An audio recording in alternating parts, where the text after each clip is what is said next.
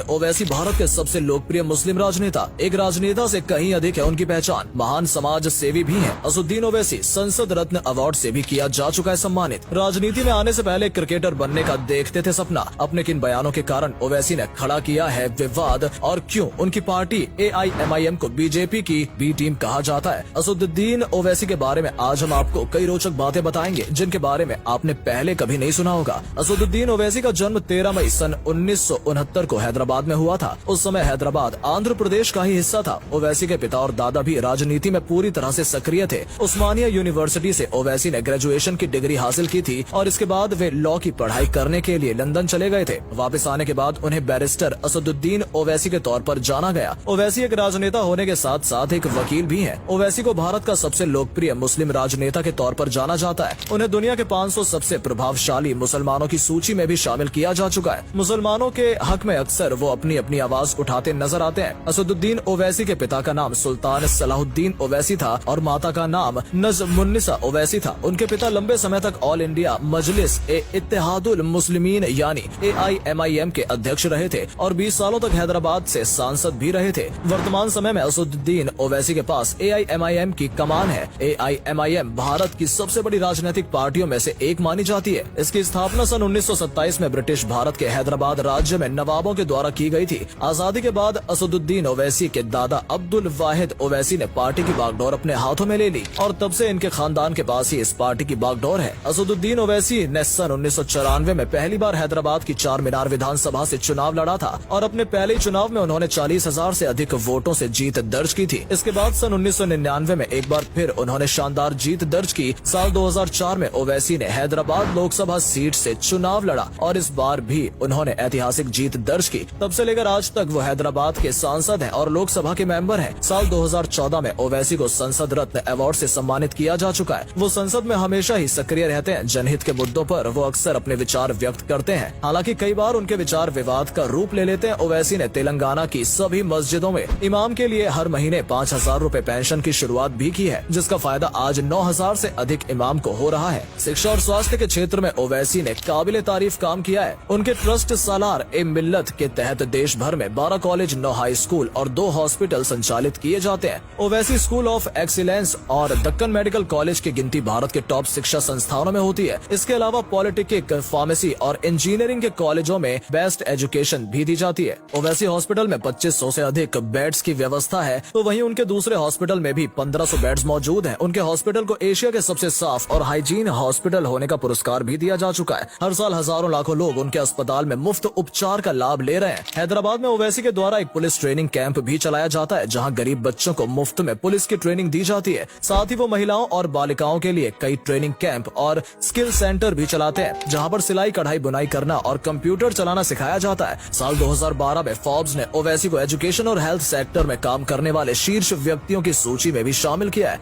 असदुद्दीन ओवैसी की personal life की बात करें तो उनका निकाह सन 1996 में हुआ था और उनकी पत्नी का नाम फरहीन ओवैसी है। ओवैसी और उनकी पत्नी के कुल 6 बच्चे हैं, जिनमें एक बेटा और 5 बेटियां हैं। उनके बेटे का नाम सुल्तानुद्दीन ओवैसी है और बेटियों का नाम खुदसिया ओवैसी, यास्मीन ओवैसी, अमीना ओवैसी, महन ओवैसी और आतिका ओवैसी है। असदुद्दीन ओवैसी को उनके चाहने वाले नकबी मिल्लत और असद भाई कहकर बुलाते हैं। फिलहाल तेलंगाना में वो विधायक हैं। कई बार ये भी अपने बयानों के कारण विवादों के घेरे में आ चुके हैं। वहीं असदुद्दीन के सबसे छोटे भाई का नाम बुरहानुद्दीन है और वो हैदराबाद में एतमादाद नाम के अखबार के संपादक हैं। इस अखबार की शुरुआत साल 2002 में की गई थी और आज ये हैदराबाद का सबसे लोकप्रिय अखबार बन गया है। ओवैसी की पार्टी AIMIM लगातार भारतीय राजनीति में अपनी जड़ें मजबूत कर रही है। वर्तमान समय में इस पार्टी के 2 राजनेता भी भारतीय संसद के भी सदस्य हैं। सन 1984 से लेकर आज तक AIMIM ही हैदराबाद की सीट से चुनाव जीतती आई है। साल 2014 में तेलंगाना के विधानसभा चुनावों ने पार्टी के 7 विधानसभा सीटें जीती थी,